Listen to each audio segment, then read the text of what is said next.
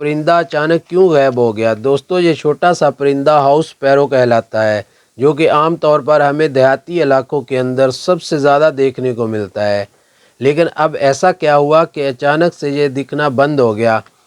مارچ 2011 میں ایکسپریس شاندین کے مطابق ایک رپورٹ پبلش کی گئی، جس کے مطابق خاص طور پر ساؤتھ ایشیا کے ملکوں انڈیا، پاکستان، بنگلہ دیش کے شہروں کے اندر ان کی آبادی لگ بھگ ختم ہونے کے قریب ہے۔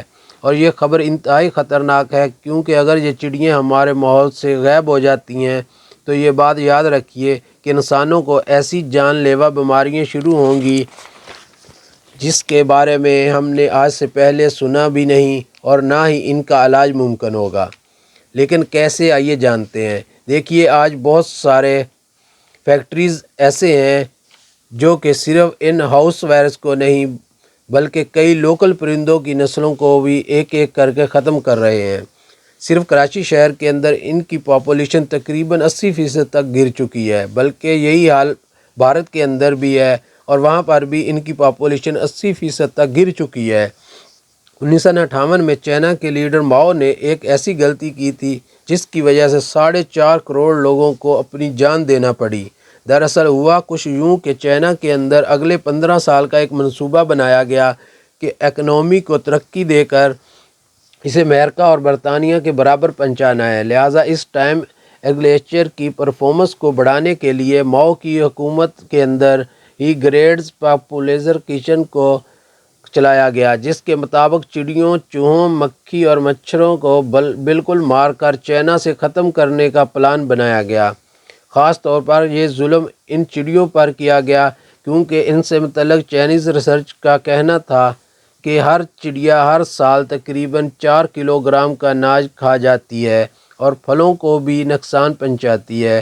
کیونکہ یہ چڑیاں کروڑوں کی تعداد میں موجود ہیں تو ہم اس کھانے کو بچا کر اپنے لوگوں کے لیے استعمال کر سکتے ہیں۔ تو لہٰذا اس کمپین کی بہت زیادہ پروموشن کی گئی، اس کے لیے باقاعدہ ایک فورس قائم کی گئی، چائنا کے لوگوں کو موٹیویٹ کیا گیا اور پورے چائنا کے اندر کروڑوں چڑیوں کو مار کر ان کے انڈوں اور گھونسلوں کو تباہ کر دیا گیا، اور اگلے 2 سالوں کے اندر ان کی تعداد لگ بھگ ختم ہونے کے قریب آ گئی۔ لیکن یہ لوگ یہ بات بھول گئے کہ چھوٹی سی چڑیا بھی انوائرمنٹ کا بیلنس قائم رکھتی ہے، اور صرف یہ اناج نہیں بلکہ کیڑے مکوڑوں کو بھی کھا جاتی ہے، جس کی وجہ سے انوائرمنٹ کے اندر ان کی تعداد بیلنس رہتی ہے۔ ابھی اس کا الٹ ہوا، دیکھتے ہی دیکھتے کیڑوں کی تعداد بڑھنے لگی، خاص طور پر ٹڈوں کی آبادی۔ یہ بڑے بڑے جھنڈوں کی صورت میں آتے اور ہزاروں ایکڑ پر پھیلی فصلوں کو چٹ کر جاتے۔ چائنا کے لوگوں نے ایسا عملہ پہلے کبھی نہیں دیکھا تھا، لہٰذا اس بار انہوں نے اس سے بچاؤ کے لیے سپرے بھی شروع کیے، لیکن یہ سپرے الٹا فصلوں کو زہریلا کر کے خراب کرنے لگے اور ان کی پیداوار بھی حد سے زیادہ گر گئی۔ فصلیں اتنی زیادہ کم ہو گئی کہ لوگوں کو کھانے کے لالے پڑ گئے، قحط پڑ گیا اور لوگ بھوک سے مرنے لگے۔ اتنی بری حالت ہو گئی کہ لوگ صرف مٹی کھا کر گزارا کرنے لگے۔ آخر کار ماؤ نے تنگ آ کر 1959 کے اندر یہ پروگرام بند کر دیا، لیکن اب تک بہت دیر ہو چکی تھی۔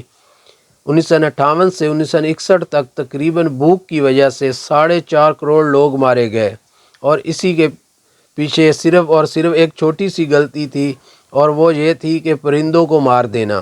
اور اس وقت بالکل یہی حالت ہمارے ملک کی ہونے والی ہے۔